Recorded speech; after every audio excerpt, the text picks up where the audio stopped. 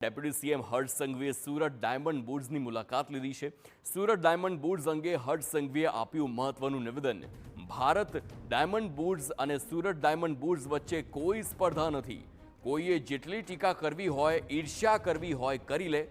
અમે દરવાજે લીંબુ અને મરચા બાંધી લીધા છે। આગામી સમયમાં સુરત ડાયમંડ બુર્સમાં 1000 ઓફિસ શરૂ થશે।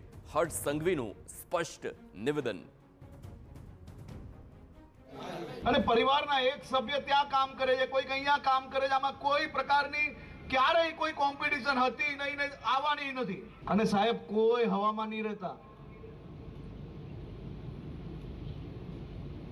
અને કોઈએ જેટલી ટીકા કરવી હોય એટલી કરો, જેટલી ઈર્ષા કરવી હોય એટલી કરો।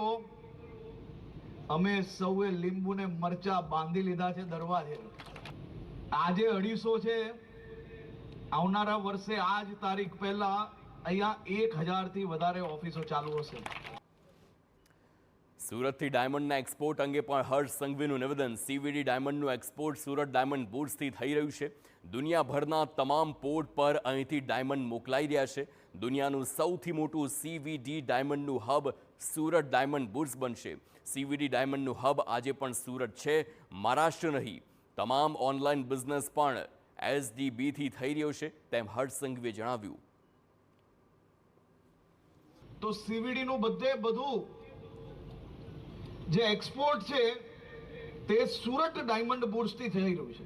દુનિયાનું સીવીડી ડાયમંડ નું સૌથી મોટું હબ એ આવનારા 2 વર્ષમાં આપણું સુરત ડાયમંડ બુર્સ હશે। સીવીડી નું હબ એ આજે બી સુરત જ છે, ચાહે સેલિંગ નું હોય કે કઈ બી હોય, બધું જ હબ આપણું સીવીડી નું સુરત છે, બોમ્બે નથી। તો સુરત ડાયમંડ બુર્સ ખાતે નાયબ મુખ્યપ્રધાન હર્ષ સંઘવીનો સન્માન સમારોહ યોજાયો હતો। નાયબ મુખ્યપ્રધાન હર્ષ સંઘવીની અપીલ બાદ અનેક નાના વેપારીઓએ નજીવા ભાડામાં સુરત ડાયમંડ બુર્સમાં પોતાની ઓફિસો શરૂ કરી છે।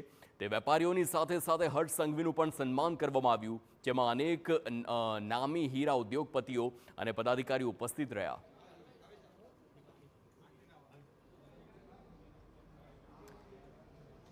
તો આપના નેતાઓ પર ફરિયાદ મામલે